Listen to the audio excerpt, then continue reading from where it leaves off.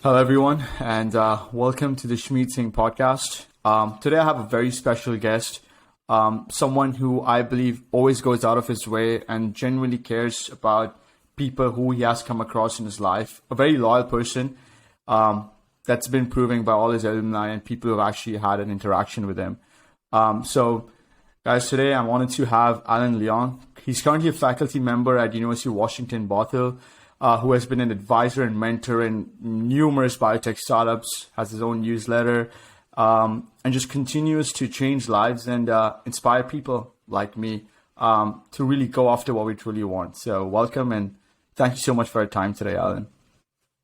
Thank you, Ishmeet. It's an honor doing this, and to all the listeners, I'm grateful. Grateful for the opportunity. Thank you. I'm sure they're going to listen and learn a lot from you. You've been through a lot in your life. It's been a roller coaster. You have a lot of experiences. You've met a lot of special people, and so I'm excited about this. Just before we get started and dive deep into everything about you and your work, can you give the listeners a brief description of your background and who you are and what gets you out of bed every morning? Yeah, I've clearly lived different lives and done a number of different things, but really for the past decades, my life's been dominated by teaching more than my venture involvements.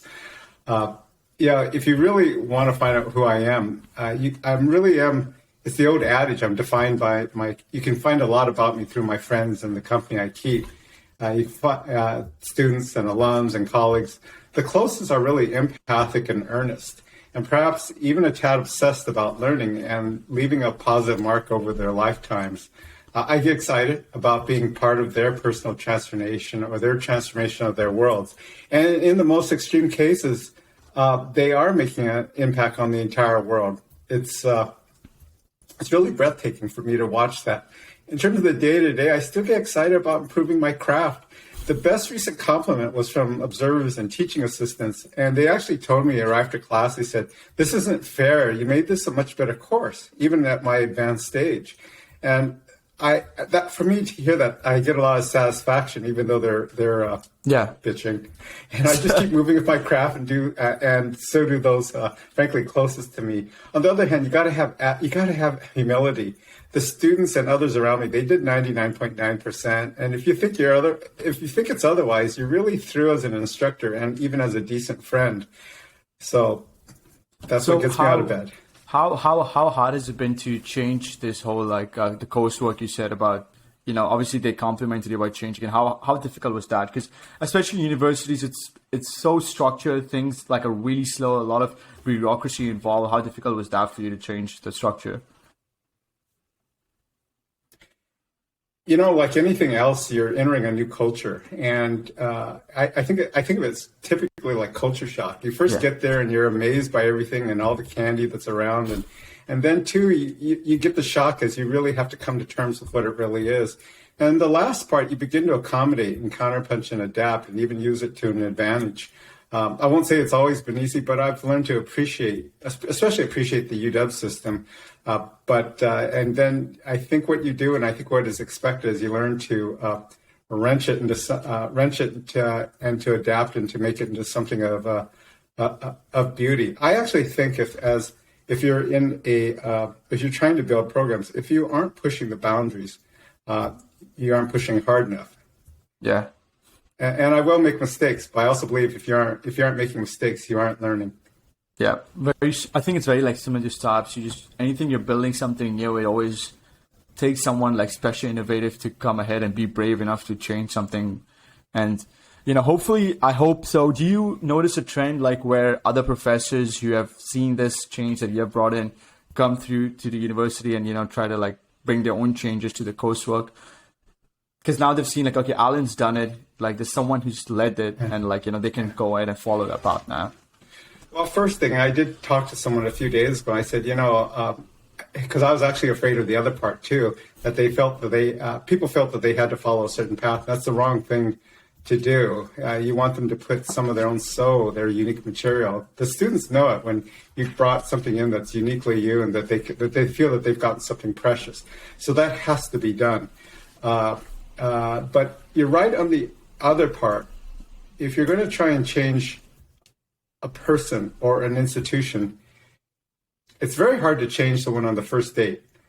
And it's awful, maybe even offensive. You have to make the mistakes you shouldn't make. And then you have to do kind of a balance between earning that right to do it and then also pushing to the point where it's a little bit uncomfortable. And really, I try and do that on a personal level where I do things that are uncomfortable. And I really do mean this. If I'm not making errors or mistakes, then I haven't pushed myself hard enough that term. Yeah.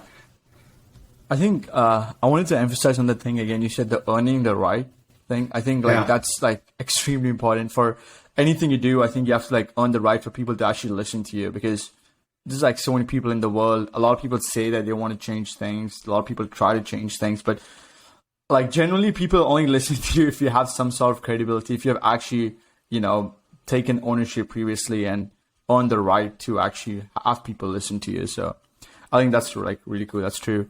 So obviously like a lot of your like life and achievements have been, as you told me as well, I think we had a talk and you telling me a lot of the people that you've met across like, your journey in university, starting companies, being advisors to them. So I was just curious about like how you actually met them. I know a lot of them were your students, but how do you sort of like build those like genuine connections? A lot of like, I mean, I went to university in Washington as well, in Seattle, and I like attended a 4-year course in engineering. And, I don't think I had a lot of special connections, a lot of professors. Like, I think you were definitely one of the ones that I'm still in touch with now. I think it's true for a lot of students. So how do you really differentiate yourself? What do you think you bring value to the students that they still remember you and just everyone else as well? Yeah, I never thought that being their instructor was a part-time job.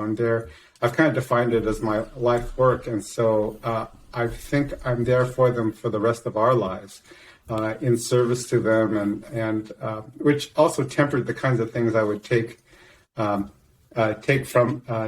them. Where do I meet most of these people? Sometimes through students. Where I meet people are everywhere and anywhere.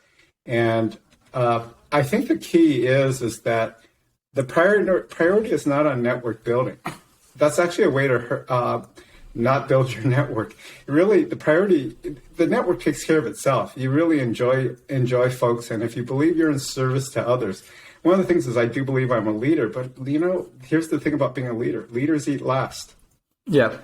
And so I think if I keep that in mind, with retrospect, things just kind of took care of itself, rather than having to try and build anything. If I'm so lucky that they come to me or show up at my doorstep, I consider it my honor. Yeah. So hopefully I never forget that. And how do you keep these relationships sustainable?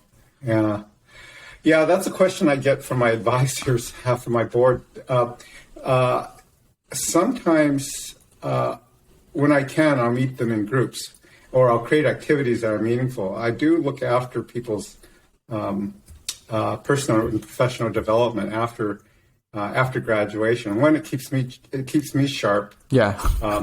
And two, I actually believe a measure of my success is that the alumni approve of what I do. Not only they approve, they enthusiastically endorse. Yeah. Sometimes I'll see them in groups, and sometimes it's good enough. And other times when times are tough, I do have to see them as individuals. But the other part is I'm surrounded by people who are frankly smarter than I am. I have a great advisory group. You've met some of them. Yeah. And they provide amazing advice. It's funny. The awful thing is I get credit for things that I didn't do, and that's had both big and small consequences. Sometimes it's positive, right? Yeah. It's like, oh my God, they got this advice from one of my friends or colleagues, and I get credit for it. I just kind of laugh and smile. Well, I shouldn't get credit for it. But of course, if something goes wrong, and I had nothing to do with it, I still get credit. I'm sure it works both ways. There might have been a lot of cases where you did something really good and someone else took credit for it, and just you lost that opportunity. I know, knowing you as a person, I know that you're usually really humble and you don't really care much about these things, as long as a person does end up being successful. But I'm sure there's cases both ways where you did something and you probably had the major part, and then you didn't get the credit you deserved, and in fact, you were shut down completely. Yeah, I think when I'm younger, I worried about that. I think with increasing age, I got more and more secure about that, and I just kind of smile. I really believe this, though. If someone does something, whether it's me or someone else, and the smart recipient will come back to that person and form that bond with them if they're smart. Yeah. And therefore, it's really on the audience at that point when something happens like that. Will they have the discernment to for their own enlightened self-interest? I've kind of gotten past the age where I worry about that anymore. Yeah, I guess like living through so much, you get experience and you truly understand what's important and what's not. And also like just emphasizing another point of yours. Sorry, but like you said something really cool was that saying that you actually genuinely always cared about your students. And I think that like I don't think like people realize how important that is. And people don't realize like how easy it is to notice such things. Like as students, especially like if a professor or a teacher actually cares about, about your learning or your progress, or if they mostly just care about doing their job and just going back home. And yeah, I think like with you, it's pretty evident that you do care. And that's how you've kept this relationship sustainable for so long. I've got this from others, and it's actually old school, not new school. I remember having dinner at successive professors' homes as an undergrad, and they would share, and we would talk about the issues of the day related to the field we were in.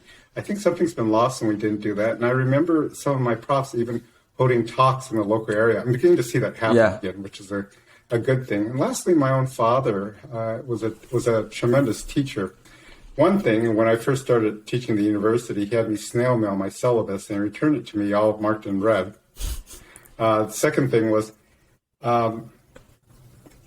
he always believed in culture and transmitting that to the students. He always said, when the culture's gone at the school, it's over with. One of the things he did was he would have a 50-pound chocolate kiss, and he put it in a red wagon and towed it around the elementary school, and he'd go to the class. He would award it to the class he thought deserved it the most for a 2 or 3 week period. Now, it's not so much the gift, but that he toted it around at recess and lunch, and it set, I think, a certain culture and also set a certain message of who he was to the students. I've got millions of other stories, but really, I'm really a poor knockoff of someone who came before me. Yeah, actually, that was going to be my next question. I was curious about like how, like, because obviously there's always someone who is influenced by someone before them, and in your case, who it was it like your professor? I mean, I guess it was your father, and you saw him growing up, and you kind of like emulated him, and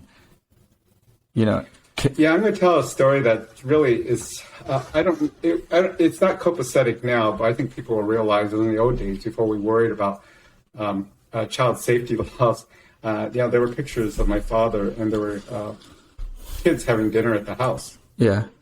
And he would have students, because he was afraid many of them weren't eating well or getting in their homework. They're elementary school kids, and he'd have them all come to the house. He and my mother would feed them dinner, and then he'd supervise their homework, and then got them back to home. Wow. Which is amazing. And how old were you when? It was before I was born. I didn't learn about this till my brother and I were going through pictures after his death. Okay. And I asked what it was, and it was really one of those poignant moments. And I said, "What's this?" And he says, "You didn't know this, but this is what Dad used to do." And you didn't know that all this time how Dad felt about the kinds of things he did in the classroom. Then he kind of looked at me and said, "You're just like Dad." And I was pretty shocked because, like some typical American kids, I grew up and there was a part where I didn't want to be like my father. The funny thing is, and people tell you this at work, I'm even handing out chocolate to students or to staff, especially to staff. And I'm really mimicking, and it was really an honor of what he used to do. That's great. That's an example of a great man as well. He never, I guess, boasted about it, and glad that you could follow his footsteps and doing similar things. You told me before, like, one of your biggest accomplishments of your career were your students and what they have gone on to achieve. So can you like dive deeper into that? Yeah. How do I reconcile? And I've thought about that over Yeah. the years, because how do I reconcile the deep sense of accomplishment with also that really they are responsible for 99.99% of Yeah. it. I think the key is all we really do, the biggest thing we do as instructors is give permission for them to pursue. The rest becomes easy once they buy into that they can accomplish a big thing, Yeah. whatever that Yeah. big thing is. What do they want to pursue? And usually it's the almost impossible. And there's a fine line between the impossible versus the almost impossible. And therein lays great value for their lives or for their career. They don't know the limits of the possible unless you venture a little past into the impossible. A young person dreams when they apply to the college or university, or when they approach me, or even when they approach me later in life. And they usually have thought about changing the world, whether it's changing the world of biotech or energy, changing the world and bringing clean water to the world, or even how to break an industry. And there are a number of them walking around with blockbuster or half blockbuster valuations, but really I'm just as proud of that dog walker who dominated the East Side as I am those of making industry dominating software. Because to be honest, I can figure out some of the things about the software and the biotech companies. I have a hard time learning how to dominate cities with a dog walking business. That's actually really interesting. I remember one thing you said in our class once was that it takes the same amount of effort to start a falafel stand in New York and start a rocket company or something along those lines. And that's actually true. Like, and that's always kind of like encouraged me to one aspect that if I do want to start something, it's about like always just starting something and like seeing like what value I can bring. And if it does change people's lives and bring some happiness, then it's worth pursuing. No matter how difficult or impossible it may seem in the beginning. Yeah, people can come from seemingly humble beginnings. They had done blue collar work, and I saw my cousins work hard at a grocery store. I put in my own time, and I have to say this: when I have to spend a day at a high tech or a biotech or even my own ventures, this is easy. Yeah. So you might as well get along with changing the world. And I think you got that right, Ismeet.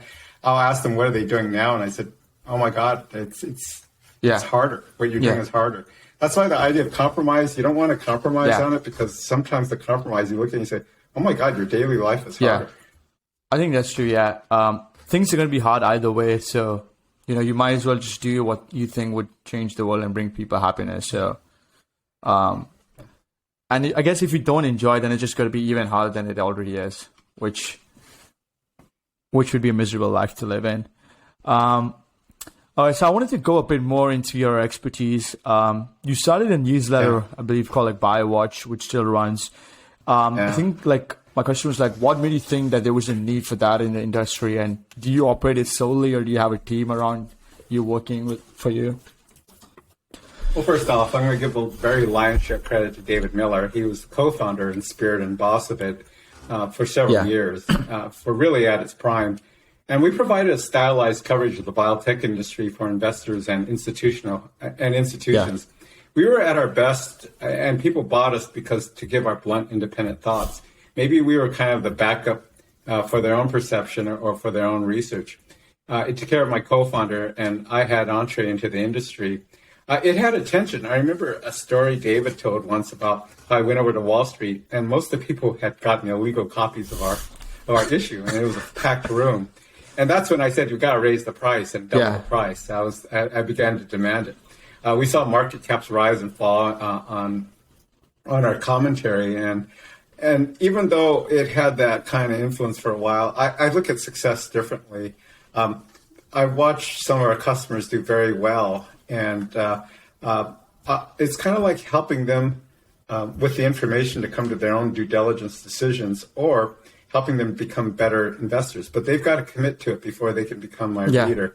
We don't want to be the only source of due diligence. That would be wrong. We just want to be their favorite source. And it's really me. And a lot of it, I'm thanking my past customers by doing. I enjoy doing this. Don't get me wrong. And this is why I continue it. But it's also I continue because let's see, how did one of them put it? You got me into this. Can you keep writing? And I said, sure.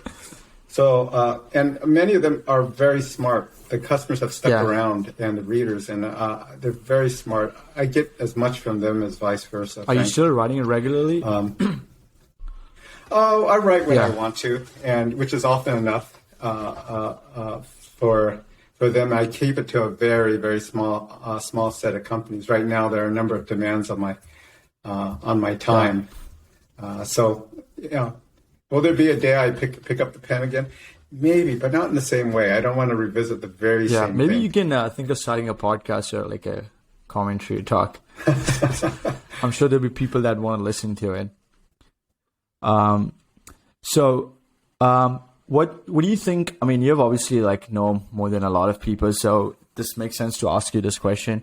It always seems like the biotech industry has a lot of bureaucracy, and rightly so. It is a very it is a field with a lot at stake, I would say. So, what do you think is the biggest challenge in the biotech industry, or for biotech startups? And what can they learn from the other industries to, I guess, progress as fast?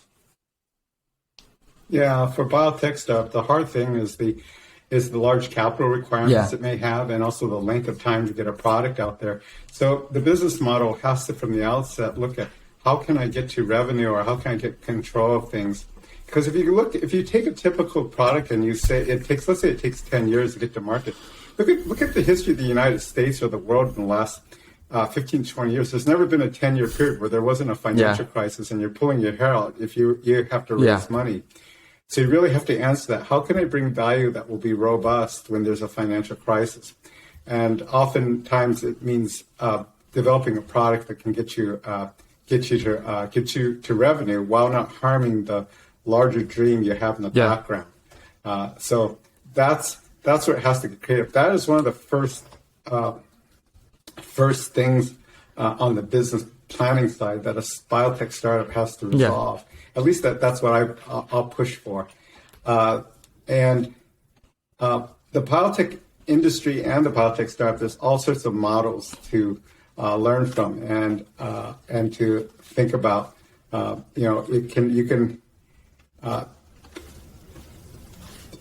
It wasn't as fashionable, but now I think people realize that you have to outsource and can outsource a lot of the functions of the biotech. Maybe you don't need to have to build your own labs. Maybe a lot of it can be outsourced out. I think in terms of learning from other industries, you'd be amazed. I mean, some of it makes sense, right? Biotech is one of a handful of industries where the risk of innovation outweighs the risk of market. If it shows your indication right, where you're sweating is, can I invent this? If I can invent this, if I can commercialize this, I'm fine. But I find interesting things. Can a gelato company have something to say to a biotech company about how they store their ingredients and how they relate to their suppliers? Amazingly, sometimes the answer is yes.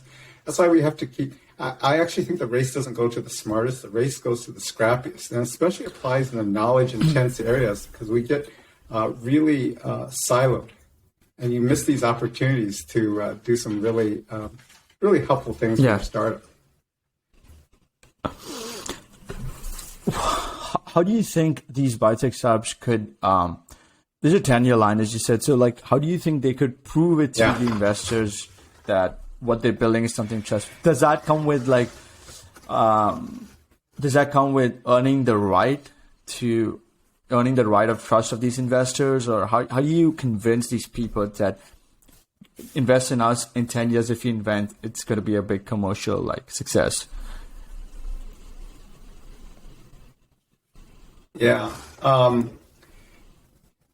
You try to, one, the caution is every investor is going to be different, and you humbly try and answer their objections, and also listen very wisely to their input. But okay, let's get beyond that. I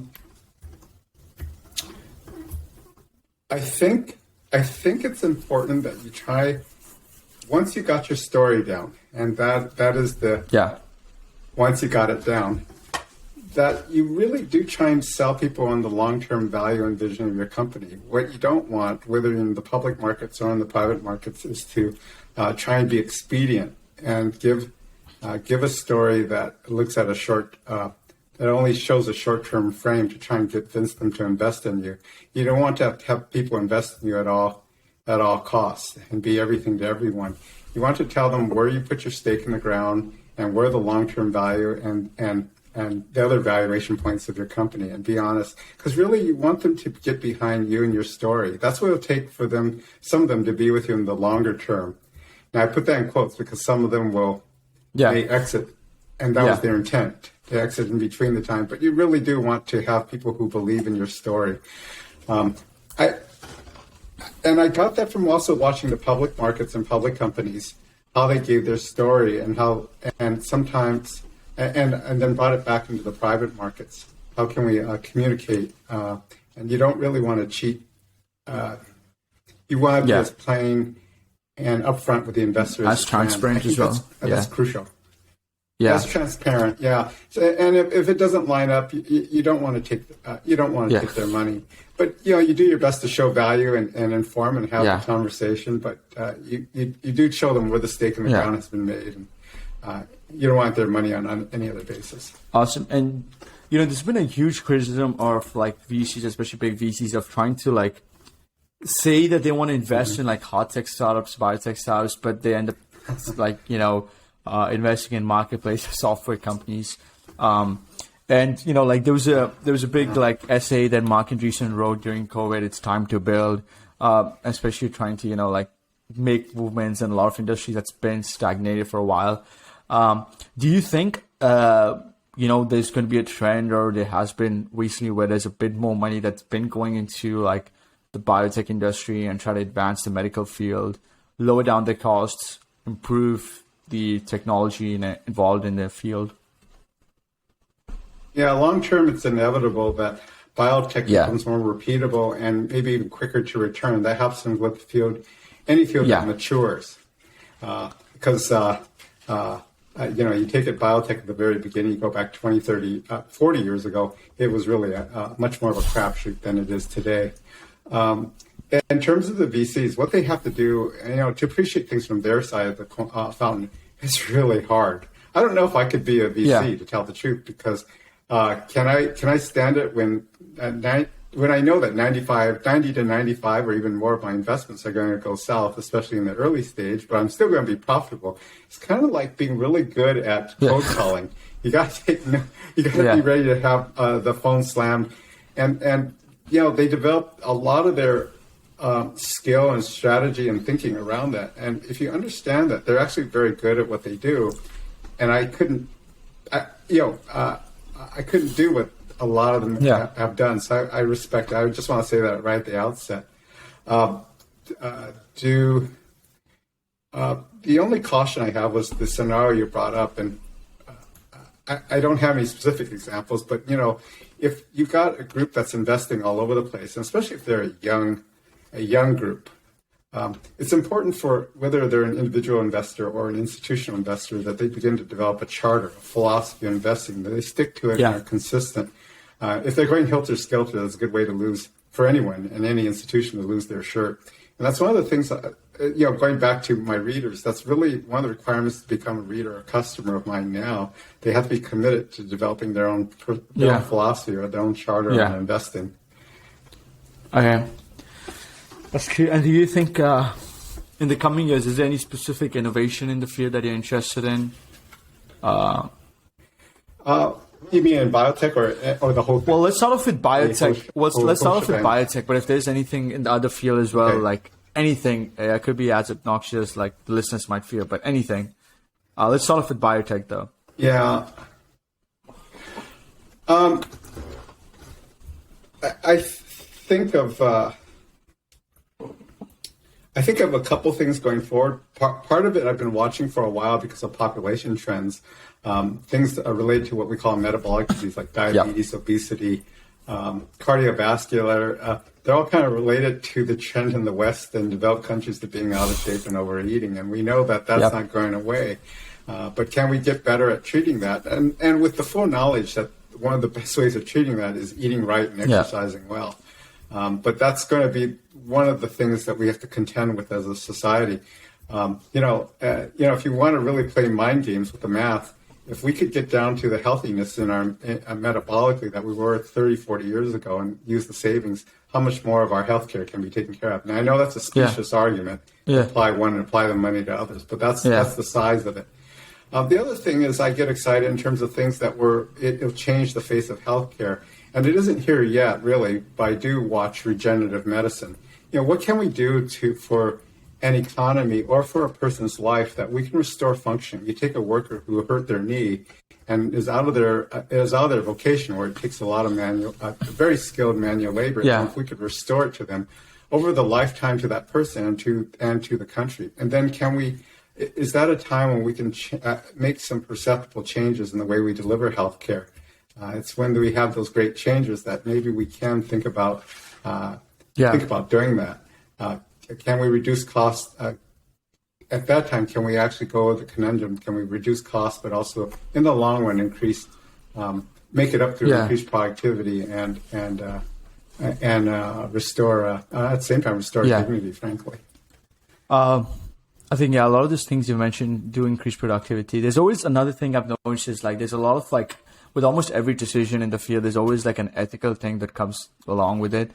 And a lot of people, I think that's a huge, a hindrance in the industry, and more so in the biotech industry, just because it's so much more sensitive and there's huge causes of ethical things. But is there any other, apart from the medicine industry, is there anything else you're excited about? Well, I think about, I've thought for a long time that what will separate nations and also what humanity needed was additional ways of generating electricity. I'm all for conservation too, but I know when 3/4 of this world, 3/5 to 3/4 of this world don't actually have enough electricity or the infrastructure to even wash their own clothes, there's no way for us to say, you gotta conserve.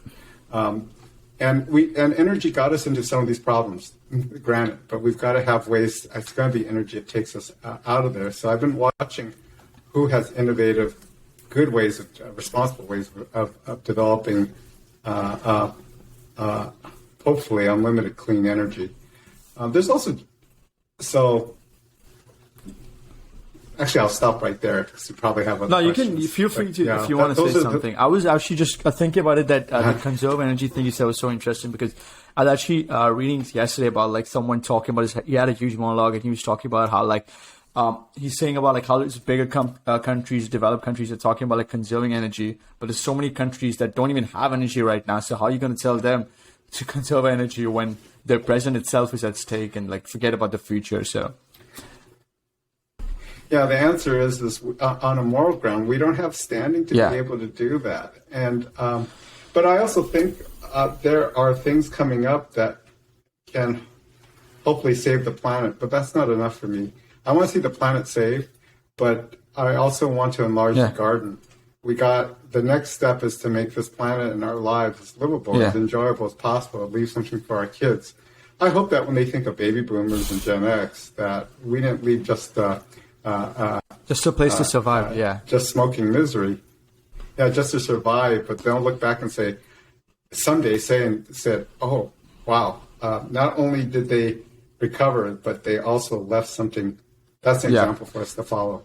I think that's one thing Yelma says was if life was always about waking up and solving problems, it wouldn't be that fun. There should be something that you wake up and you're not just solving a problem, but you're just doing something fun. And that should, I think that's what we should keep the future to be, it shouldn't be of the future generations trying to solve the problems for something that we caused, but they should be able to wake up and do something futuristic and fun as well. Yeah, there will be. I will caution the younger folks and the younger generations. There will be. It's just the nature of things that there will be generational consequences that come, but you'll get the baton handed to you, and it'll be yours to solve. Yeah, I think that's inevitable, but the more we can minimize that from happening, I think it will be better. Yeah.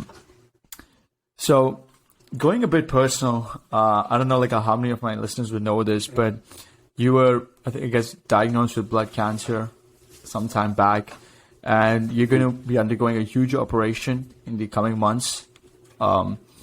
And, you know, at this point of stage, I think like a lot of people really wants to get like a message or are notified of something like this. They are usually taking a step back and start to reflect a lot of things. And I know like when I was talking to you, you said that you had a lot of thinking, especially during that time, because things are really uncertain right now. And, you know, for you, in any case, you have lived a life of like dealing with so many people and a lot of companies. So, you know, do you have any regrets that you have had in your life? And, you know, would you actually go and change them, or would you let them be as it is and think that those were learning curves for you? The biggest mistakes are going to be the ones you commit. You can kind of slough off the ones that other people commit, even if they're more egregious. But almost every older person, there's a few that have been able to avoid it or not talk about it. Most of us have them, and I've made them. And with one or two, you gotta look in the mirror and take a really hard look. Life is about second chances, and you can't be blind or deaf to your impact of others. But it's over when you say it's over. If you get the chance, take the second chances and be grateful. Life is about second chances. Most of you out there are and that's the message to a lot of the alumni. You're going to make mistakes and to roll forward with it. As for the blood cancer, when I first got the diagnosis that I had cancer at all, it's interesting. One of the things I had in my mind was, I want to teach. And I'm doing what I want to do. And it's funny, I go into the classroom and I thought about what it really is the situation where if these were the last words, what would I say to the students? Now, they didn't know that, and I didn't want that burden for them to know that. But it was amazingly pretty close to what I was already telling them already. So I think I said, well, I kind of chose well. But to the alums, I'm not finished. And I really am not. Really, enlarging the garden is kind of my watchword, and there are things in the offing. But even if I am, I've lived a fortunate life, and I'm really grateful to all of you. You were a central part to why I've had really what I call a charmed life, a great life. You helped my dreams come true, and I wish that. I wish that for you. So keep up the good fight. Life will be hard sometimes. Life will be full of second chances, but I truly believe what I told you before. You can do amazing things for the world around you, whether it's the entire world or it's the world around you and your communities. You can do the almost impossible, but don't be afraid to take that first step and kind of look at it. And you can do it at 63 or you can do it at 23. That is pretty deep. I like the thing about you saying that the worst mistakes are the ones that you make and, you know, not the ones others make. Because I think somehow you can convince yourself that it wasn't your fault when someone else does it. So it becomes more of an anger than disappointment. But when you commit a mistake on yourself, you're more disappointed because you're like, oh, yeah, I had this under control and I messed up. Is there like, you can feel free to talk about any of these. There's no constraints. Any specific like things you look back and reflect on, any incidents that you think, oh, I wish things went different?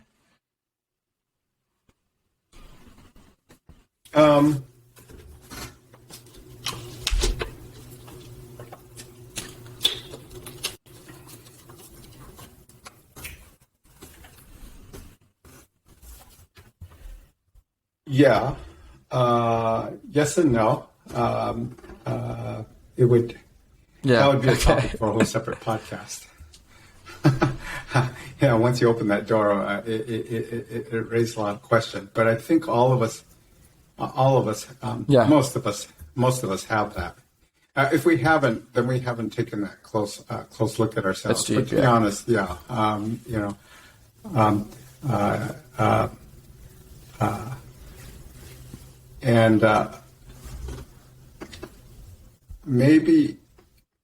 I'm pretty sure that's why I pursued life as hard as I did, because I came out of it saying, I'm very grateful for what I have. Let's double down on life. Is that the way I remember of saying going that. If anyone who is listening to it has that kind of regret or wishes things went differently in the past about something they did or something that happened to them, do you think the way just going forward would be to double down in your life, taking that second chance with both the hands and going for it? I think so, but I also think there are certain elements that make it easier and have to have. When I think of great leaders, or even personal leadership, most of them have this. They have a mind of their own, but there's someone or some people you can talk to and be honest with. I think for all of us, there are things if we spoke of our mind out in public, it'd be a little bit embarrassing, but that you can go to folks and you say, here's what I've been thinking. And they can give us the God's honest truth, what they're thinking. And you don't lose that friendship. They can give you that feedback, and neither of you take it personally. And it really does you two things. One, it's very affirming that you have that relationship, and from there you can go out. But the other two is if you need to be brought back to reality, because there are funny things that you'll think about when you're all alone.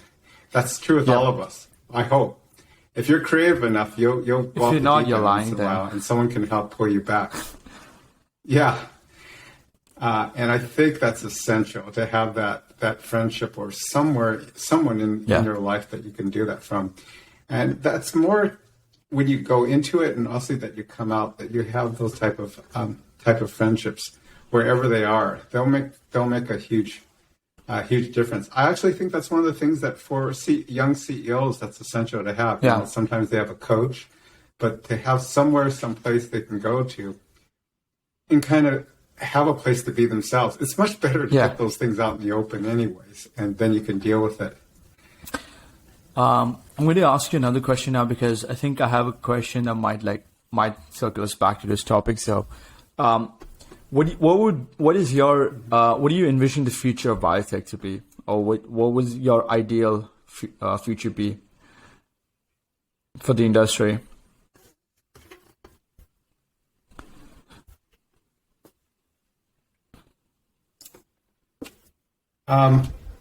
There are going to be several ideals. Biotech is a vast field. The ideals would be from, and this is only me and my vision. Let's back up now. My vision may not be the best vision. So with that humility in place, I think biotech at its best, or healthcare research, would help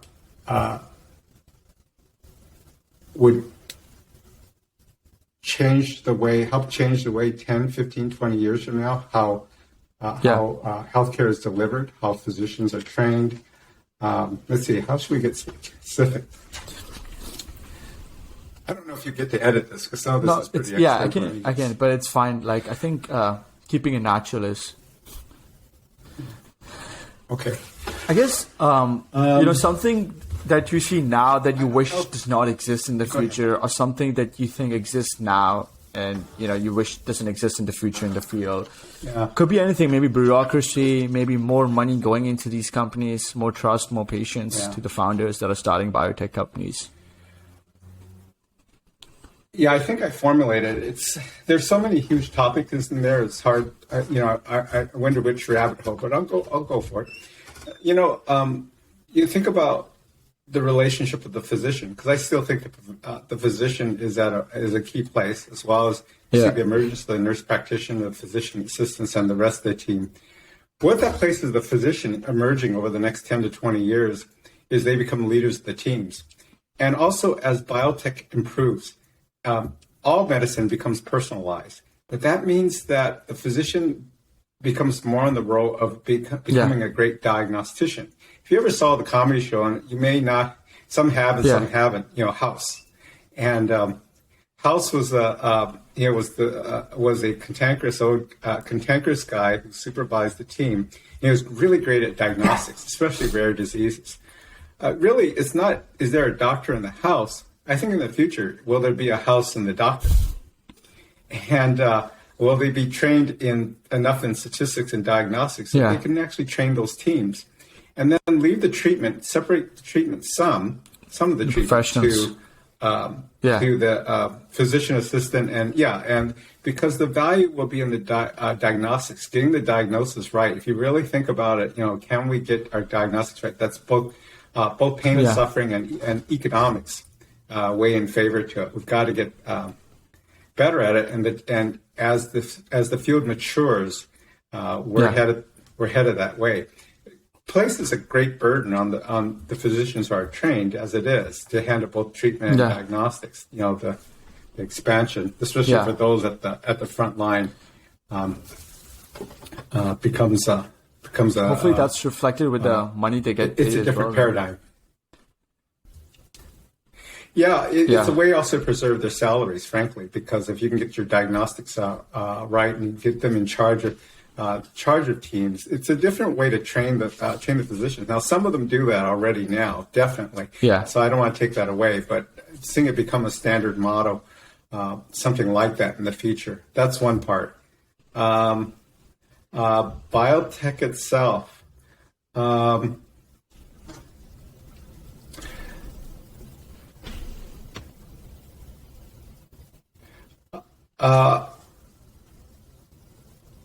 It is.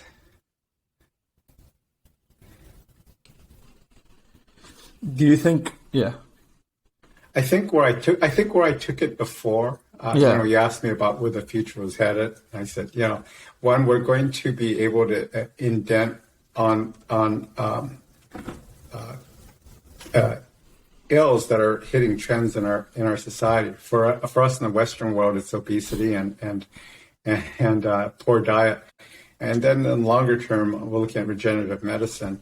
And going down that pathway will take us a long time. I think that's ideally areas, but I think we'll get better on the other diseases too. I mean, I want to see a progress in all fronts. I think more because, you've heard discussions of where maybe someday cancer will be like diabetes, ideally, that we can live with it. But I think more of how we train our young to and our scientists to approach things. I'd like to see them unleashed. I watch Matt and others out of our group do wonderful things. I want others to have that chance to make leaps and bounds. Yeah. Not saying they don't have the intellect, they do. All that talent is there, but to see if we can tinker with things so that the life scientists are given more of the push and the opportunity to make greater leaps. I do not mean that as an insult on the field. Just trying to think about how to do that, and maybe better minds than mine will take care of that. Actually transitions well to the next question. Would be that how does one overcome the mental block of building hard stuff?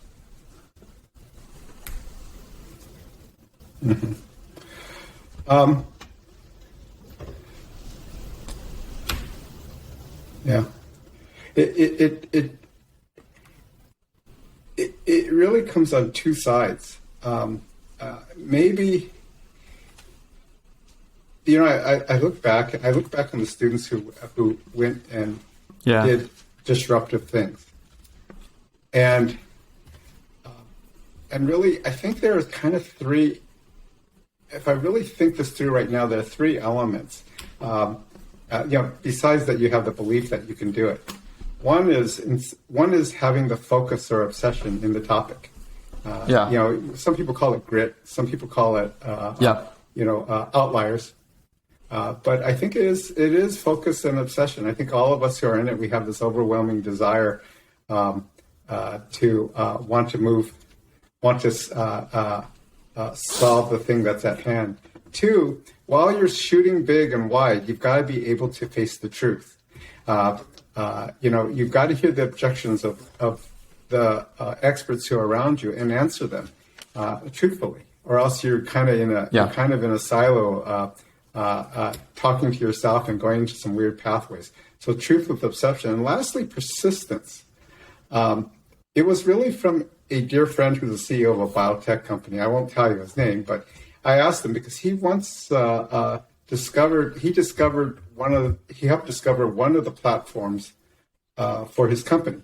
I said, how much chemistry have you had? He says, well, just the regular pre-med. I said, really, just organic? He goes, yes. I go, so what got you to this? He goes, one of the things that was important was not to take the first no.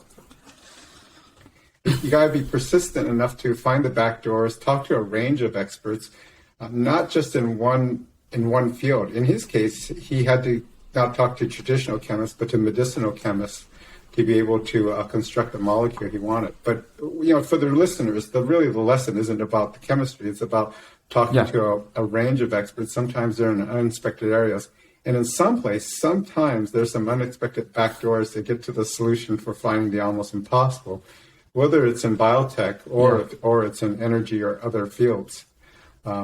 So the combination of the three of focus or obsession, the commitment to the truth, and then persistence. You never know where you find that back door.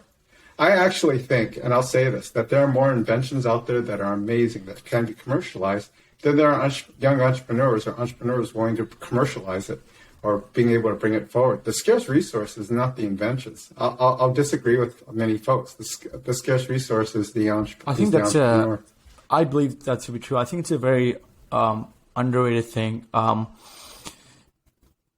I think bringing something to the market I think it's like a case not just in entrepreneurship. I think it holds true for a lot of things in life. Like a lot of people are running a lot of things. I think there's a lot of lack of leadership, and that leadership qualities is like very important in entrepreneurs. And I think all these things that you just mentioned is required. And it's not required for just like 1 and 2 years or 5 years or 10 years. You need to live that lifestyle and you need to commit for it. And there's going to be opportunity costs, I think, in anything you do, I think. But especially in this, it's going to be huge opportunity costs. And you have to really commit if you want to like go ahead and do with it or not. And correct me if I'm wrong, I think like you need a balance of naivety going into something and also being practical, because you have to talk to the experts. You have to learn to say no, as you said, learn to take no's, as you said, and knowing what's actually, plausible at a stage, but also having that little bit of like naivety to be like, okay, like I'm going to do it. Maybe, someone more practical might think like, oh no, is it really practical? Can I really commit 15 hours a day studying this topic to start this company? Maybe not, but I think you need that a little bit of naivety, just jump in the water, not knowing whether it's cold or not. And, and then finding a way to somehow survive and float. Yeah, by almost definition, innovation means you're going to break rules or create new ones, and so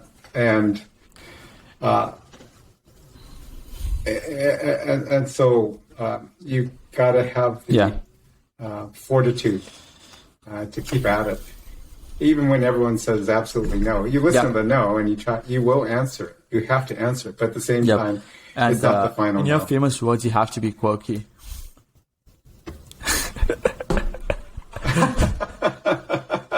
Yeah, you have to be quirky to want to break rules.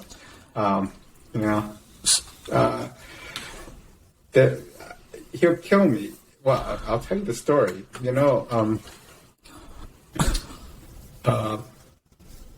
And we often refer to it, but when Matt Schultz called me up and he was coming out of IT, and he told me on the phone that he was going to biotech, and he was just at the outset.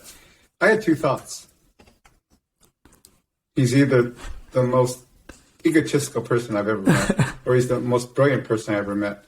Yeah. Now, and I say this with hyperbole, and it turns out he's both. And I've wondered if those both ingredients are necessary. You got to have a healthy ego to dare the gods, and you also have to have a good amount of personal resource to be able to accomplish it.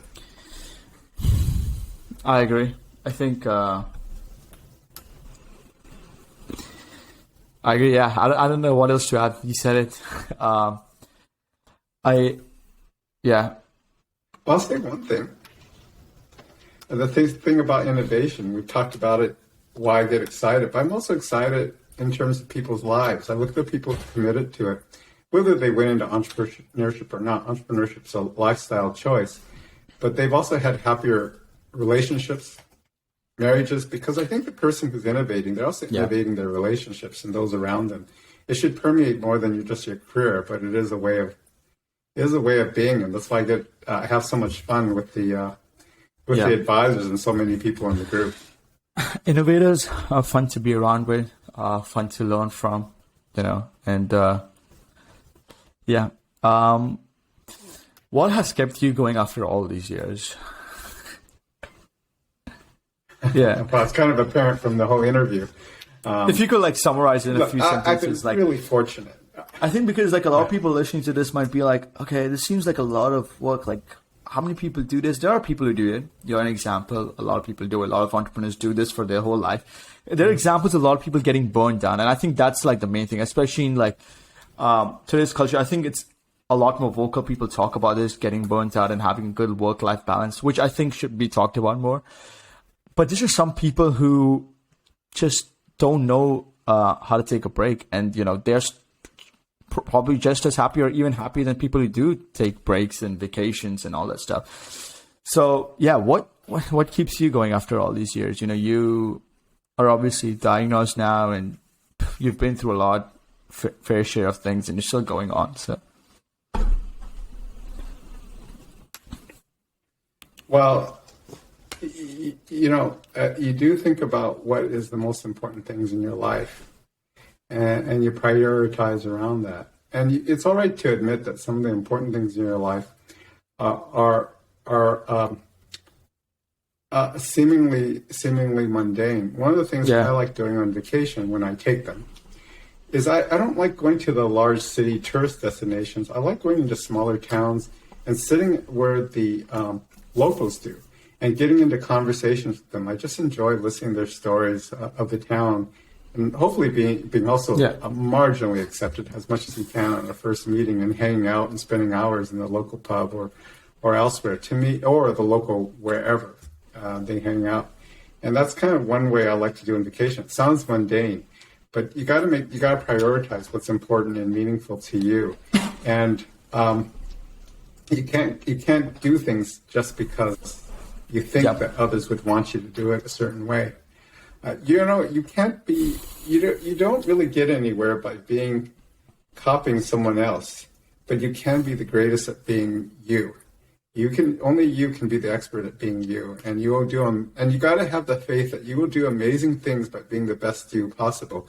I don't mean that as narcissism, because I do also believe as you ascend in leadership, the more you ascend to be an effective leader, you are in service to others. But I think that's essential. Yeah. And you try not to have too many things. Keep it simple. I hear people give me lists of 10 and 20 things. I go, time out. Time out. Tell me 3 to 5 things. 5 things at most. Yeah. Tell me 3 or 4 things. Let's keep it simple. Yeah. If not, we either have to reword it or restructure. His focus is about saying no to 100 things. Yeah. Have your priorities changed over the course of your life? I think there was only one time yes and no. I mean, clearly when I got into teaching and I thought about what I wanted to accomplish, there was a 20-year plan, as crazy as it sounds, because I thought a lot of these things would take time. But on smaller levels, yes. I remember one summer I committed to writing, and I did a lot of writing rather than meeting everybody in town. And in a lot of ways, I had a writer's activities in persona. I had to make sure, oh dear God, I got to get out of the house and get to a coffee shop, because that was one of the things I got to do to make sure I'm still human. And, if you do, people who do writing, and once you get into a group, you really do close yourself off. So, I can point to times when I did something different. I think the overall themes have been the same for me, and I've been lucky in that way. Teaching was the happy accident, and, my life is structured around it. Awesome. I just got 2 more questions for you. We're getting to the break. But I hope Thank you. These are probably questions that listeners will find a lot of value in.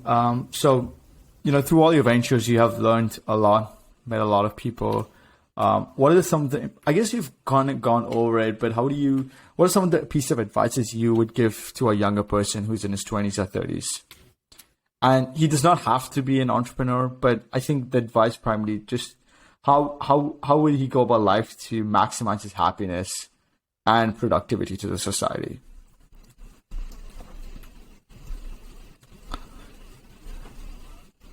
Sometimes I'll ask a grad who's not happy. I say, when you got out of high school or when you got out of X, Y, and Z, what did you dream life could be like? And I'll ask them what prevented you or who told you couldn't do it. And it's amazing to hear the reasons for not pursuing what was their first love or continues to be their first love. And usually, if I sit back with them, I'll ask how, they should ask themselves, how does that really interfere with things now?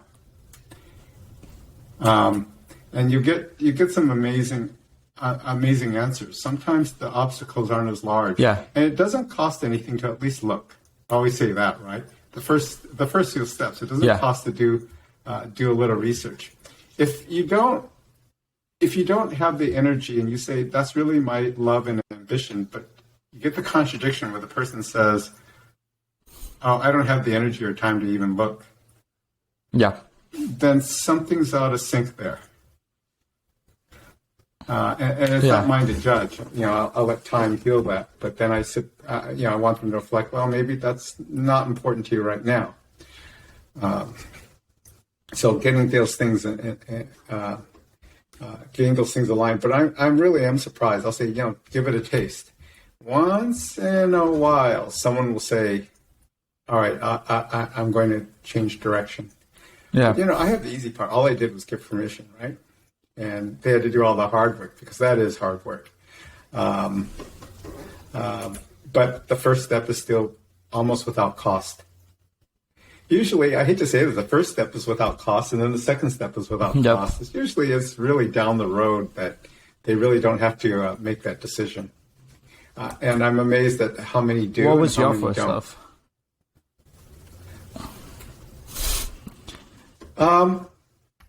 Has it always been sort of like teaching and, No.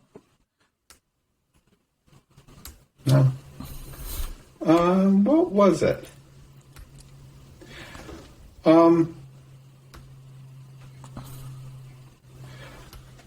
I think it was related to the classroom. It was human services, and some of it was related to classrooms. The ironic thing is that then I decided I would want to study engineering, and I would get some distance from that, and I kind of came full circle. With teaching, I'm actually closer to folks than I ever was. I feel a lot more freer to do that. So I think that's the full circle. I said, what do I really enjoy most and really should be doing? And it came back to some of my roots. There are some limits. I mean, could I be a great? I enjoyed some things about algorithm design, but I'm not great at it. I'm barely good at it, and then that becomes I'll know enough to be dangerous at it, not enough to be productive at it. We have learned a lot, Alan. But what do you want your legacy to be, and do you believe you have a specific purpose here?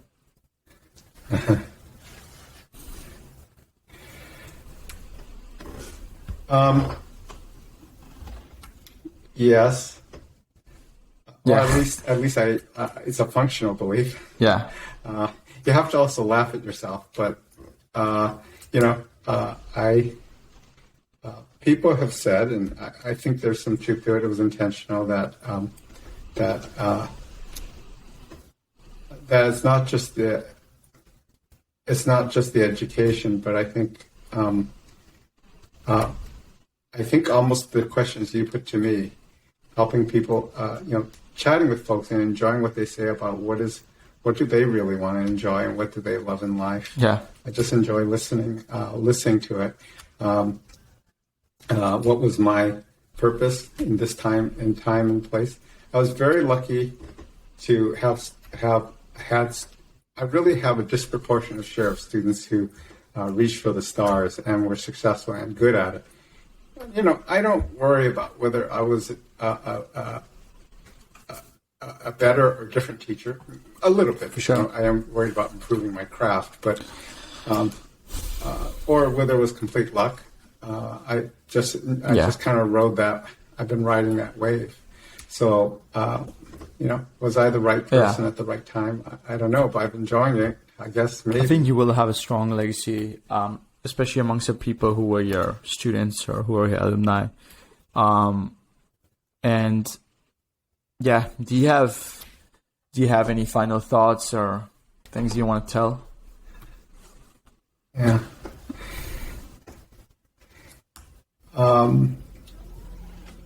I have confidence that my legacy.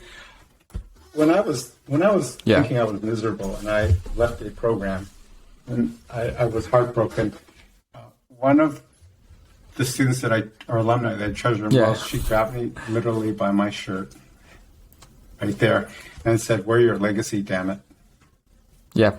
It's not going to be a program. It's all of us. And I've never forgotten it. One, because she grabbed my collar, and the other part was, I think, she really cut to the truth. You can't take credit for everything, but you do have to, but there's no greater satisfaction than to watch, for me, is to watch the people who have been my students prosper, and also for them to kind of replicate and improve the world around them and the people around them in their own way. They're going to make their own mistakes. And that's the way it should be. I try not to hold, as someone told me, if heresy did not happen, then you clung too tightly. And there's a lot of people making their own mistakes, and it shouldn't be my mistakes, it should be their mistakes. But on the whole, I have actually great confidence that it'll happen. That legacy is happening. And really, whether I get credit or not, doesn't matter. I'm pleased. That's awesome to hear. I think I hope that your legacy lives on, and that people that have come in any sort of interaction with you do go on and aspire to change the world or do whatever they can, whether that be opening a falafel stand or starting a rocket company, that they are able to bring happiness into people's lives. And go out of the way. Obviously, they'll have to break some rules, but be practical at the same time. Be humble, and I guess put in the work and, as you said, prioritize. I think that's like the most important thing. But yeah, it never stops. By the way, we're running a think tank on sure you can give a shout out to it if you want. Where is it going to be in? Yeah. Yeah. Well, it's not open to everyone. I can't accommodate more than some, but a number of the alumni or the advisors will be there. Okay. That's really for many of them it's their favorite or? activity. Oh, wow, Greater Seattle region. I learned to pull people out of the immediate area into something a little bit different or nicer. It helps to pull people out of their immediate area so they can get into the future. Yeah, I'll definitely be in touch with you regarding that after this. But that's it from my side. I have taken a lot of your time, more than an hour, but I genuinely think like it was a great conversation. I think I learned a lot. I think a lot of people learn a lot from you. You are active, I think, on LinkedIn and Twitter. So if anyone doesn't want to reach out, and I want to thank you as well for everything you've done, and also I hope that your surgery goes successful and you're back again doing what you love doing, meeting people, inspiring people, and teaching, and really improving the coursework wherever you are, and continue holding the retreats and the meetups that you do. Well, thank you for this opportunity. I usually wouldn't say yes, but now that sometimes you want to leave a record. I really hope that this isn't the opportunity. The last time that we're able to do this, but also that you will live a lot more years and like decades to be able to do a lot more things like this. And then maybe a few years down the line, we can have a round two, and hopefully my whole podcast gets better as well. And then, I can reflect back on this conversation with you. So yeah, but thank you so much, Alan. We learned a lot today regarding biotech, entrepreneurship, relationship, how to sustain them, teaching, and just how to be happy and content and productive in life. I appreciate it a lot, and thank you so much for being here. All right, sweet. Thank you. Thank you. You have a good one. See ya.